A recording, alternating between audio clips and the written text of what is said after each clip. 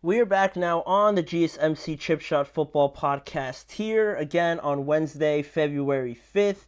The big game is approaching, and yesterday we talked about storylines and we mentioned a good bit of them, right? But we failed to mention all of this talk about the referees, right? Allegedly favoring the Kansas City Chiefs, not just in the playoffs, but it seems like all season, right? Based on what everybody's saying and the way everyone's painting it out to be, right? It's been an ongoing thing this season, especially because, a couple reasons, right? The Chiefs have won a lot of close games recently. The incident in the Houston game as one of them, and back in December, if you want to go all the way back, right? Now that I'm thinking about it, back in 2013, in around December of 2013, the Bills played the Kansas City Chiefs back then. And if you guys can remember to that very specific date, the Bills played the Chiefs, right? And it was a very close game over there in Arrowhead. And you had that one play where Patrick threw the ball to Travis Kelce there near the end of the game. And he lateraled it to Kadarius Toney. And I think he ended up scoring, right? Which would have been a huge, event in that game. But afterwards, the referees called Kadarius Toney for offsides, and it was a whole big deal. The Chiefs were freaking out. Andy Reid was freaking out. Patrick had a very uncharacteristic reaction to it as well.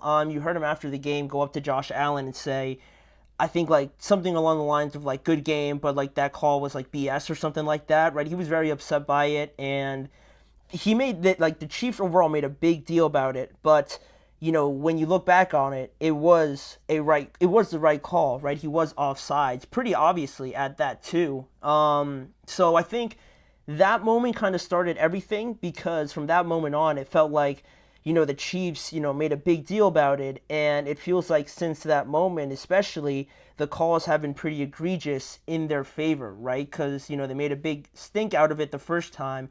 Now, every time that it happens, right, the refs try to avoid it, that sort of thing, right? Even this year against the Bengals, people won't like the fact that, that game was decided by a penalty that got the Chiefs in field goal range and stuff like that. So that is, some of the examples that I've just pulled right here for this segment. So, with that example of 2013 back in December, you're not really helping yourself when you react like that to what ultimately ended up being the right call. And then since then, stuff, if there was ever a moment for things to go potentially the Chiefs' way, or if there was ever a 50-50 call that, ended up going in their favor, everyone's just going to go directly to, oh, like the refs are helping the Chiefs, like the Chiefs made a big deal about it last time against the Bills, and now, the refs are all on their side and stuff like that. They're favoring Patrick Mahomes because he's the face of the league and things like that. So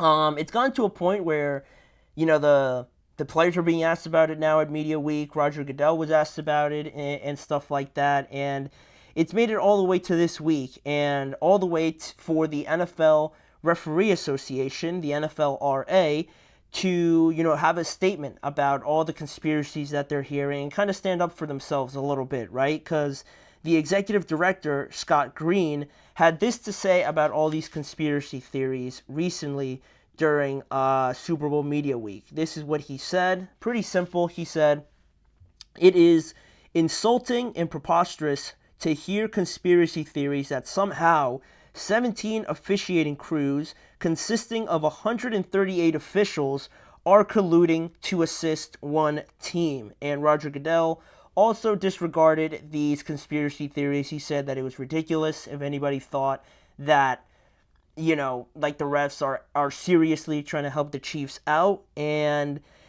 he said that, but he also did say that there's room for improvement, obviously, right? Like, there is the human error aspect of it, right? And that makes sense. And what Roger Goodell said also, as a whole makes sense, right? That it is pretty ridiculous, but he can't hide the fact that, it's not perfect by any means, right? There's a lot of things that maybe can be corrected that officials miss, obviously, but that's part of the job, right? So I thought Roger Goodell was spot on with that. And to me, it's just a little bit kind of like funny. It's comical that some people actually believe that it's as egregious as Scott Green sort of described there in his statement, while I don't think it's true. I don't think it's that blatant that the refs are helping the Chiefs and anything like that. But I do believe they do usually defer to quarterbacks, especially, or offense over defense is another thing. And more often than not, it's if it's anywhere close, if it does come down to the official, I do believe that they do side with a guy like Patrick or like a guy like Josh or a team like the Kansas City Chiefs, maybe like a head coach like Andy Reid, stuff like that, right? The benefit, the tie goes to the receiver, the tie goes to the offense and things like that, right? And I mean, in some aspect too, I mean, I don't think it's.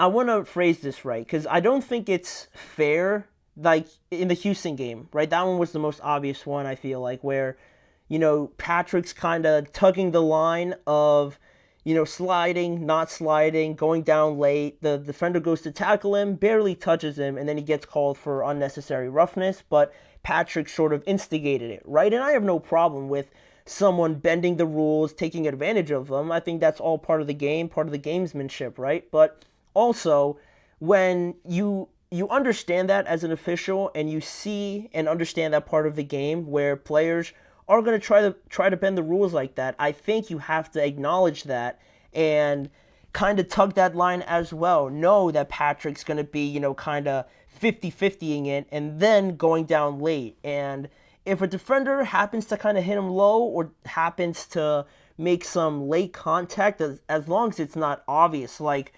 Al-Shaair hit Trevor Lawrence or something like that, right? Then you also have to kind of have that thought in your head, like, Patrick is kind of tugging the line there. This defender is also kind of trying to waive his options. So we got to kind of take it with a grain of salt there and think that both of these players, Patrick, we got to try and protect them, obviously, but, there is that aspect of trying to fool the ref a little bit, right? Trying to get him to see something that maybe, puts him in a precarious situation where he has to make a decision. And I just feel like the refs sometimes don't take that into account and they might see, Patrick look like he's going down late or not. And if he gets hit a little bit around the head area, they're going to call it anyway. And that might be more so on how the rules are laid out, which is just a much more expansive conversation that we could have on another day. But, it's things like that where I feel like it does favor the offense a little bit more. And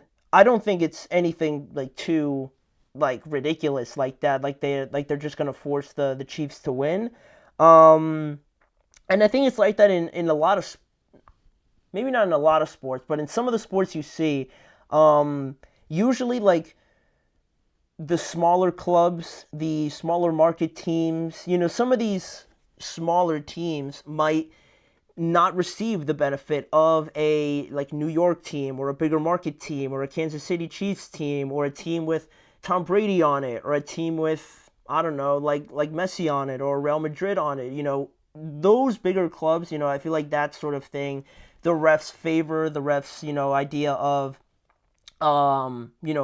helping one team win or one player win over the other team. I think that's also just something that isn't too foreign to some of the sports, especially with some of the big recognizable names and stuff like that. Everybody thinks LeBron gets all the calls, right?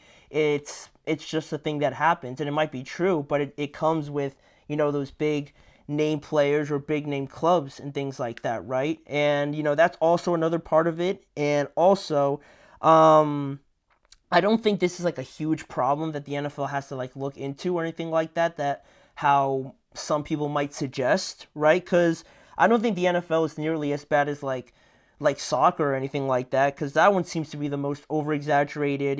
There's a lot of flopping and benefit of the doubt going to some of the bigger clubs, some of the bigger teams and players, right? It feels like that's a little bit ridiculous. I don't think the NFL is to that level whatsoever. But also, I feel like people are just hating.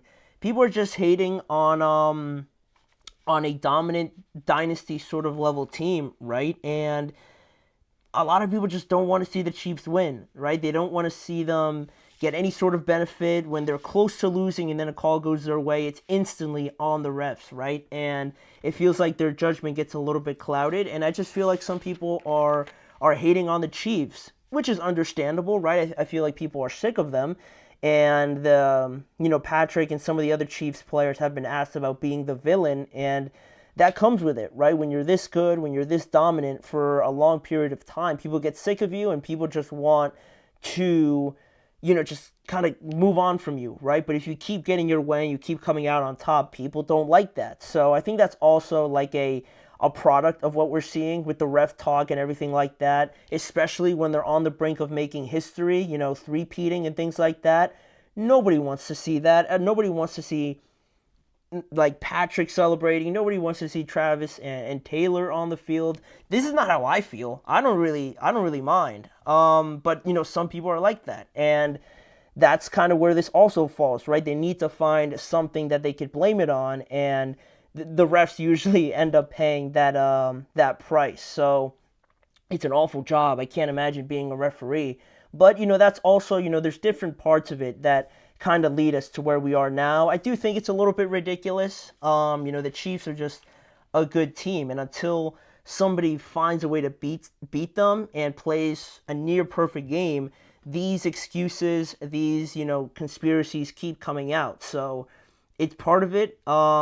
It's to be expected. And the Chiefs know that. And I think most people know that around the NFL. And if you are hating a little bit, then, I mean, it is what it is, I guess, at that point. But it just doesn't take away from the fact that it just comes with the Chiefs being a pretty dominant team that rubs people the wrong way a little bit. So that's kind of where I stand on it. I don't think it's anything so like serious like some people make it out to be, but it is a little entertaining sometimes, especially seeing some of the memes and things like that. It's pretty funny. So that's where, my stance is on it on that. And with that, we're going to move on to another topic that I recently saw regarding Kirk Cousins. Kirk Cousins kind of gave an explanation, I guess I would say, on the drop-off that we saw this past season from him. At least it's what it appeared like when he went on Good Morning Football and described some of the injuries that he was going through this past season that could have led